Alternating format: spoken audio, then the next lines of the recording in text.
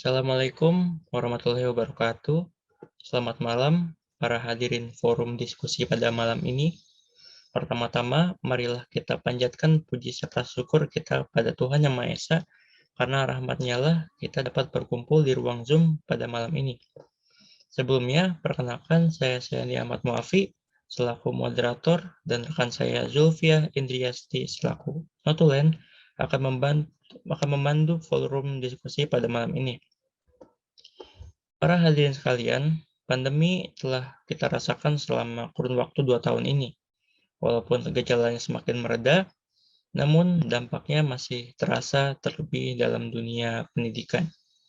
Seluruh pelajar di Indonesia diharuskan untuk melakukan pembelajaran jarak jauh. Hal ini dilakukan untuk mencegah penularan berlanjut virus COVID-19. Namun, hal tersebut tidaklah lepas dari pro kontra. Banyak yang menganggap bahwa pembelajaran jarak jauh ini efektif. Begitupun sebaliknya, banyak juga yang menganggap bahwa pembelajaran jarak jauh ini jauh dari kata efektif. Oleh karena itu, topik diskusi kita pada malam ini adalah keefektifan proses pembelajaran di masa pandemi. Dalam ruang Zoom ini sudah hadir dua kubu, yaitu tim pro dan kontra. Kepada tim pro, dipersilakan memperkenalkan diri. Dari tim Pro, Prodi Pendidikan Teknik Mesin, Fakultas Teknik, kelompok 9. Terima kasih. Perkenalkan, nama saya M. Sidki dari program studi S1 Teknik Mesin dari kelompok 9. Perkenalkan, nama saya Iqbal Ahmad dari Prodi D3 Teknik Mesin, kelompok 9. Perkenalkan, nama saya Ardistianto dari Prodi Teknik Mesin, kelompok 9. Baik, terima kasih banyak atas perkenalan yang dibawakan oleh tim pro. Kepada tim kontra selanjutnya, dipersilakan memperkenalkan diri. Ya, perkenalkan nama saya Gali Zulfikar dari kelompok 9.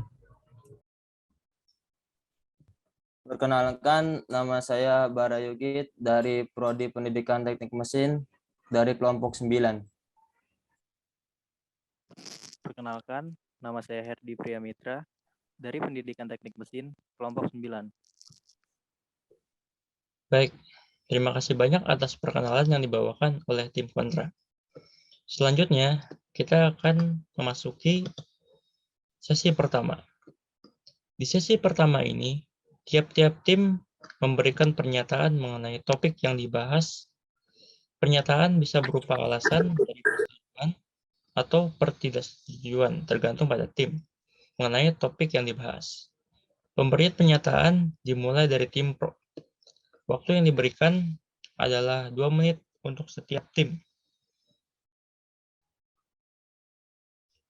Kepada tim pro, dipersilakan. Izin menjawab, Sen. Dari tim Pro. Silakan. Pandemi COVID-19 sudah melanda berbagai belahan dunia, termasuk Indonesia. Diketahui, virus COVID-19 ini berasal dari negara Cina dan muncul sejak pada Desember 2019. Berdasarkan penelitian virus corona, ini sangat berbahaya bagi tubuh manusia. Maka pemerintah Indonesia mengambil keputusan untuk menghentikan pembelajaran tatap muka dan melakukan PJJ di rumah saja untuk menekan laju pertumbuhan virus COVID-19. Pembelajaran jarak jauh, alat efektif yang diambil oleh pemerintah yang diakibatkan oleh pandemi COVID-19 dan dilaksanakannya pembelajaran jarak jauh dengan media digital dengan menggunakan metode learning. Penyampaian materinya metode learning dianggap lebih dekat dengan generasi pelajar saat ini yang dikenal sebagai menyatu dengan produk-produk teknologi.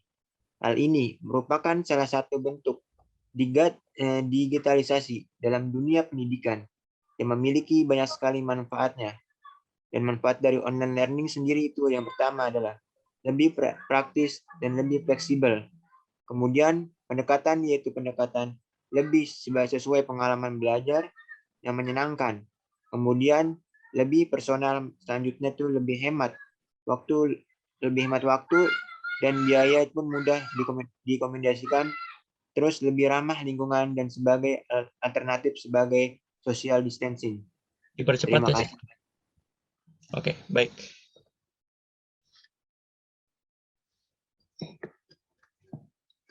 Baik, terima kasih banyak kepada tim Pro yang telah memberikan pernyataannya mengenai topik yang dibahas.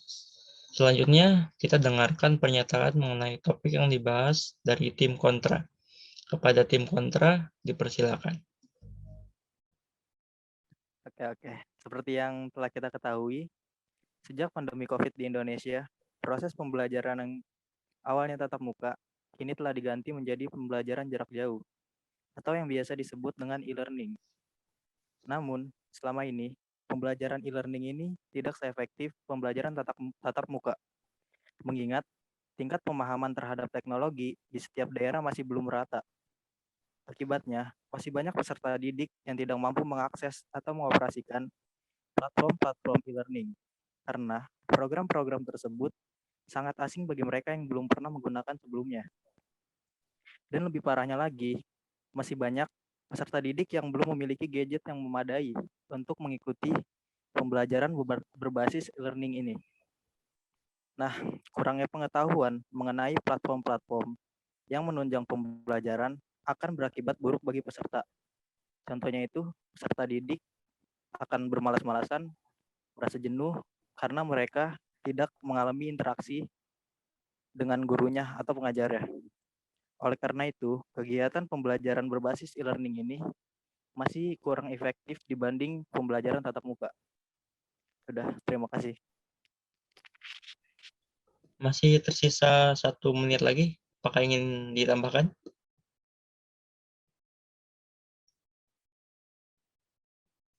Cukup ya? Baik, terima kasih banyak kepada tim kontra yang telah memberikan pernyataan mengenai topik yang dibahas. Selanjutnya, kita akan memasuki sesi kedua.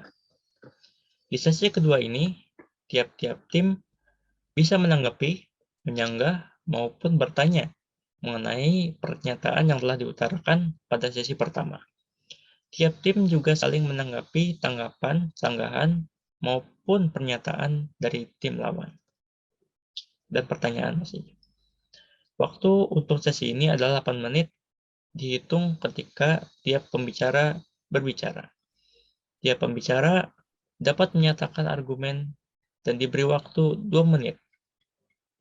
Karena tim pro adalah tim yang memulai diskusi, kami persilakan terlebih dahulu kepada tim kontra untuk menanggapi pernyataan dari tim pro pada sesi pertama.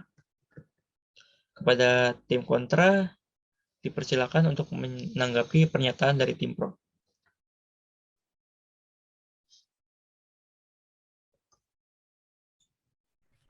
Ya, terima kasih kepada Sandy sebagai moderator. Di sini saya ingin bertanya tentang keefektifan pembelajaran online.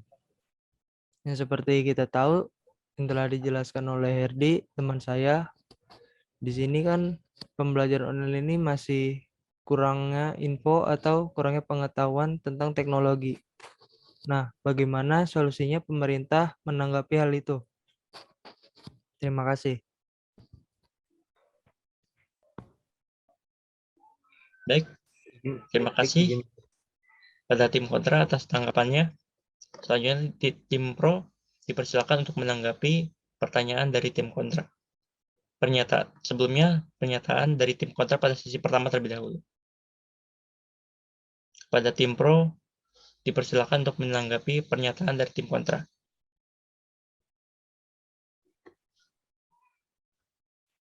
Baik, Sandy, terima kasih. Saya sebagai tim pro ingin bertanya, pemerintah kan sudah mengeluarkan banyak distribusi bantuan kepada pelajar khususnya untuk membantu proses belajar mengajar selama pandemi COVID-19. Nah, itu mungkin sebagai solusi salah satu untuk mensukseskan belajar di rumah. Itu aja sih dari saya. Terima kasih. Izin sedikit menambahkan dari tim Pro, saya kegiatan belajar mengajar ini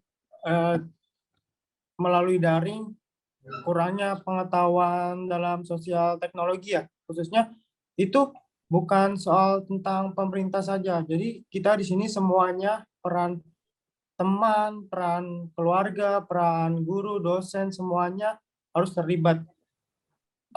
Buat mahasiswa atau siswa, menurut saya di zaman sekarang, di era digital ini, sudah banyak anak-anak bahkan yang bisa menguasai digital, terkhusus anak-anak zaman sekarang. Jadi menurut saya sangat tidak mungkin buat para anak-anak itu masih gagap dalam teknologi. Terima kasih. Baik, terima kasih banyak kepada tim Pro atas tanggapannya. Dipersilakan kepada tim kontra untuk menanggapi tanggapan dari tim Pro. Kepada tim kontra, dipersilakan. Coba dong yang kedua tadi ulang, apaan sih itu? Yang habis Rituan. Oke, Saudara Sidki bisa dijelaskan, diulang. Tadi kan mengenai tanggapan pemerintah ya. Menurut saya bukan hanya sekedar peran pemerintah di sini tuh. Keefektifan belajar, khususnya mengenai gaptek ya, istilahnya tuh gaptek, itu tidak semestinya peran pemerintah tuh sepenuhnya gitu. Perlu banyak keterlibatan dari teman-teman, terkhususnya orang tua, keluarga, dan bahkan kakak kelas gitu. Peran di sini tuh semuanya harus berjalan dengan lancar demi keefektifannya kegiatan belajar mengajar ini. Seperti itu. Terima kasih. Baik, tim kontra bisa ditanggapi.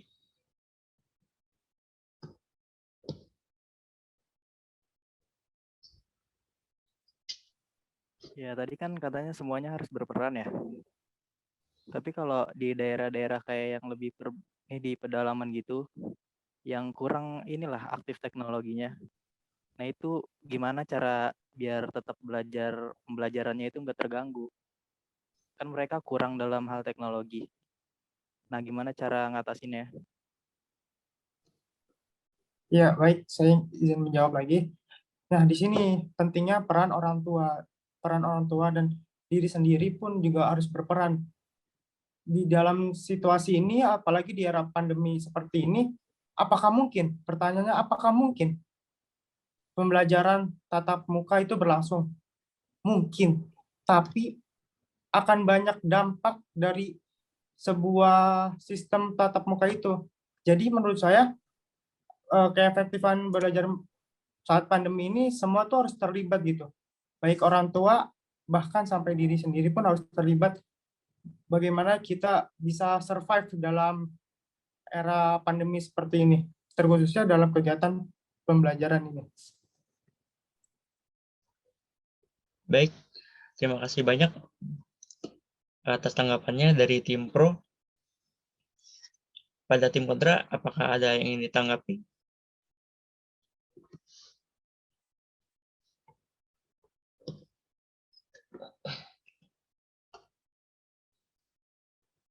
Waktu untuk sesi ini tinggal 3 menit, jadi silakan dipercepat. Izin menanggapi. Silakan. Bara, mau ngomong Bara. Ya, izin menjawab nih. Tapi kalau dari orang tua, misalkan orang tuanya tidak mampu dan tidak bisa membelikan smartphone serta uang untuk beli kuota internet, bagaimana?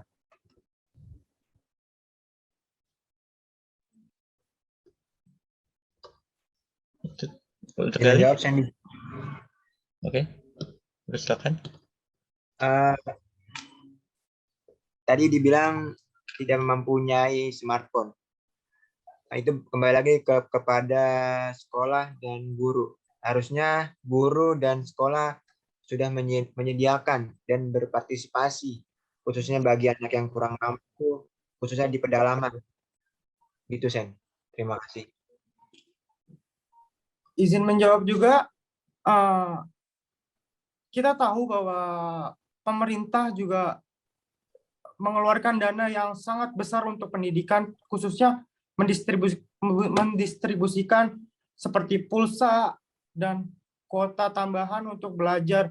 Kita juga mendapatkan kuota seperti kuota YouTube, kuota akses internet belajar yang lebih, supaya pembelajaran itu lebih efisien. Menurut saya, upaya pemerintah sudah maksimal, walaupun pada kenyataannya kita kurang tahu ya oknum-oknum yang di belakang sana itu bagaimana. Baik, terima kasih atas tanggapannya dari tim pro dan pertanyaannya dari tim kontra. Baik, untuk waktu sesi kedua ini sudah habis. Selanjutnya kita akan memasuki sesi ketiga. Di sesi ketiga ini, tiap-tiap tim akan memberikan kesimpulan maupun penegasan ulang dari persetujuan maupun pertidaksetujuan tergantung tim mengenai topik yang sedang dibahas. Tiap-tiap tim diberikan waktu 4 menit untuk menyampaikan. Kepada tim pro terlebih dahulu, dipersilakan untuk memberikan kesimpulan. Ya, izin memberikan kesimpulan, saya simpulin bahwa daring itu dapat diartikan sebagai proses pembelajaran jarak jauh ya. Pembelajaran yang berlangsung di dalam jaringan di mana seseorang guru atau dosen yang mengajar tidak bertatap muka. Hal ini disebabkan karena pandemi COVID-19. Pembelajaran daring ini memiliki keuntungan yaitu tidak berkerumun, di mana di masa pandemi seperti ini kita harus menjaga jarak satu sama lain, tidak menimbulkan kerumunan. Karena pembelajaran daring ini kita bisa lakukan di rumah masing-masing. Pembelajaran daring ini menurut saya juga dapat dilakukan di mana saja dan kapanpun. Ini sangat mempermudah kita untuk proses belajar mengajar. Beberapa hal mencapai keefektifan menurut saya itu, pertama itu dari aspek 3 hal menurut saya. Sikap kita, bagaimana cara kita bersikap atau mengikuti proses kegiatan belajar yang sudah dilakukan ketika di sekolah. Terus yang kedua itu mengikuti kegiatan belajar yang maksimal. Kita aktif dalam menanya kepada guru, teman, maupun kakak kelas. Dan yang terakhir, menurut saya aspek yang sangat penting juga itu kemampuan memahami sesuatu mata pelajaran gitu. Ketekunan kita dalam mengulang materi, bagaimana cara kita mencoba-coba suatu permasalahan yang terdapat dalam soal gitu. Sekian dari saya. Mungkin ada tambahan dari teman-teman saya.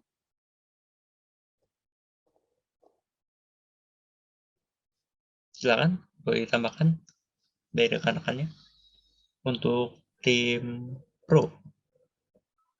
Nggak ada. Aman. Ya, ada. Baik, terima kasih banyak kepada tim pro atas penyampaian kesimpulannya. Selanjutnya, kepada tim kontra, dipersilakan untuk memberikan kesimpulan.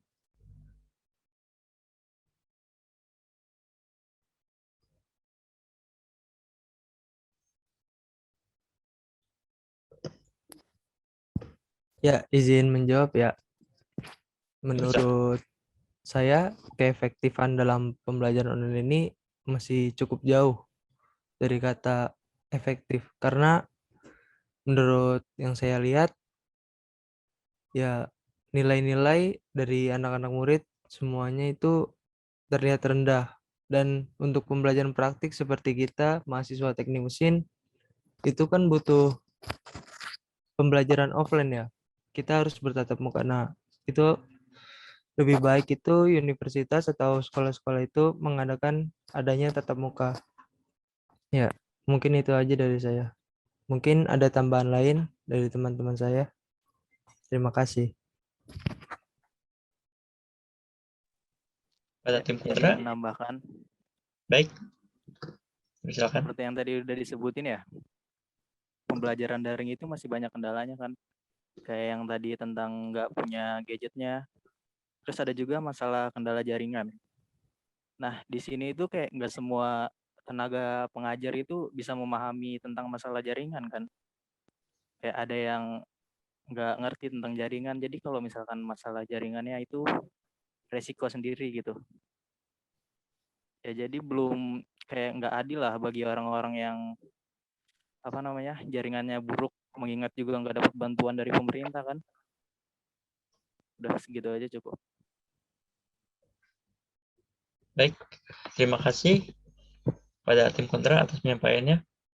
Selanjutnya, moderator akan menyampaikan dan membacakan hasil diskusi yang sudah ditulis oleh Nutulen.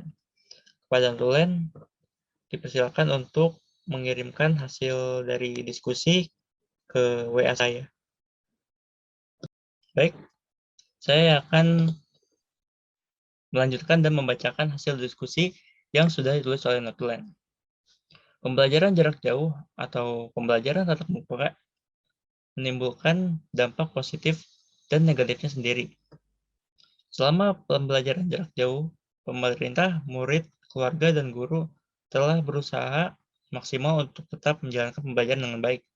Dengan adanya kendala yang menyertai, pemerintah harus segera menyikapi dengan mengambil tindakan yang memungkinkan tanpa merugikan siapapun. Pembacaan hasil diskusi telah selesai. Hadirin sekalian, tibalah kita di penghujung acara forum diskusi pada malam ini. Semoga hal yang kita diskusikan pada malam ini dapat menambah wawasan serta berguna di masa yang akan datang. Tidak terlupa, saya selaku moderator ingin mengucapkan permintaan maaf apabila terdapat kekurangan dalam memandu acara. Saya Sandy Ahmad Muafi selaku moderator dan rekan saya Zulfia Indriasti selaku Natulen pamit undur diri. Terima kasih dan selamat malam. Wassalamualaikum warahmatullahi wabarakatuh.